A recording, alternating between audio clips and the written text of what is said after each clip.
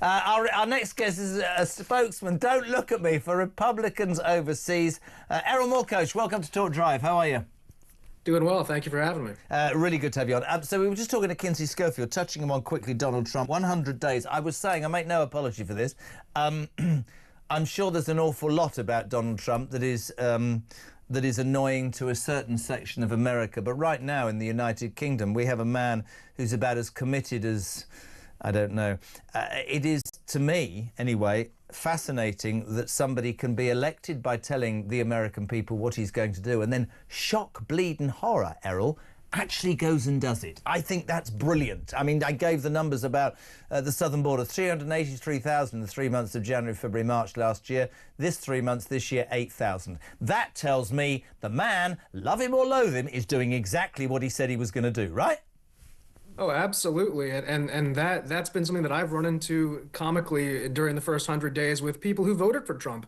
They come up to me and say, well, what's up with these tariffs? Where did these come from? I said, well, did you listen to the campaign? Did you listen to what the promises he made to the American working class, to the people in Detroit who have had their economy gutted? That's why Donald Trump is in Detroit today, by the way, for his first 100 days, because these are the promises he made to the working class. When he made the promises to shut down the border, that wasn't a joke. We meant it. When he said he's going to dismantle the corrupt jobs program that produced one of the lowest educational rates in the world, meaning the Department of Education, and as somebody full public school my entire life, I fully support that, having gone through that system and seen how useless and counterproductive it was. When he makes all these promises and then keeps them, then you get this, faux outrage by people who either didn't pay attention or two were just, playing along for the fact that they didn't really want Kamala Harris, but they didn't actually want Trump. So it's very interesting to see that interplay, because the people who actually supported Trump, which is the majority of American people and American working class people, they all are on board. What I'm seeing is a lot of people who are in that upper echelon, that top 5% with a lot of transnational equity and this and that. They're the ones who are coming to me, the sky is falling, Chicken Little, I'm down 8%. And I'm like, okay, well, that's great. But the average American worker is seeing inflation go down. They've seen the cost of food go down slightly, and they've seen a substantial decrease in the cost of gasoline. They don't have shares in Exxon or Shell. Oh, wouldn't we love that? That we had a prime minister who actually drilled the liquid gold that we've got under our ground, but we can't do that because that'll upset some people who wear green things the whole time and run around talking about the earth. Can I ask you about the tariffs on a serious note? Yes. Again, maybe I'm different to other people. I see him as a businessman who always does a deal. If you're going to raise ridiculous tariffs against people, they're going to get on their hands and knees and crawl to you, and you're going to get a better deal than you had before, and that's part of putting your head on the block. Would that be a fair assessment, to be fair? Yes? Oh, absolutely, yeah, absolutely. And everything in negotiations, everybody's no till you're yes. And so if you're going to start at a no, you better start at a pretty far away no if you want your yes to pull in. Well, when we were selling, when I was a kid, this is not American, this is English, but you will get this. This is the same thing. We used to prepare 3 pitches, what we called gold, silver and bronze, right? They weren't going to buy gold. We weren't going to let them buy bronze. Everybody knew that at the end of the day, they were going to buy silver, and everybody would leave the table thinking, that's good for me and I've got something out of the deal. But you do pitch gold and you pitch bronze, but silver's what you want. And for me, the tariff thing's simple. I'm going to charge you 25%. You've been paying no. I'll probably walk away with 12. Everybody's happy. You feel you've won. I feel I've won. That's a deal, isn't it? That's business. It's business and it's a deal. And in this case, Donald Trump, I think, I would argue, has the moral high ground in the sense that he hasn't put punitive tariffs on somebody above what they had tariffed us. So it's a different situation. If Donald Trump had gone out there and viciously tariffed people who had never tariffed us, it'd be a different situation. But by creating equal tariffs, he's saying, I want free trade. And anybody who escalates that up is saying, we don't want free trade with America. We want unequal trade.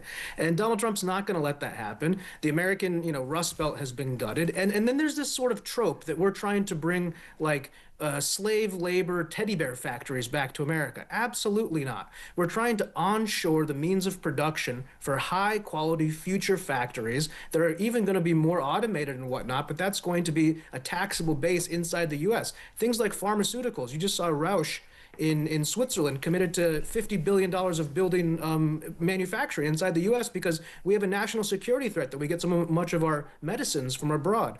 And Donald Trump has brought in during this time of tariffs and all the kerfuffle and whatnot, over $5 trillion of investment has poured in from everywhere from actually some places in Europe and as well as in Asia and everywhere. People are trying to get into the U.S. market. It's Taiwan Semiconductor, everybody. So it's been a boon in many ways, and it's something that we negotiated for, and we're going to keep negotiating. We're not trying to step on the throats of a third world country that has a trade imbalance with us. But we have to do a broad spectrum carpet bombing of the traditional or current financial world order if the American worker is going to have a chance.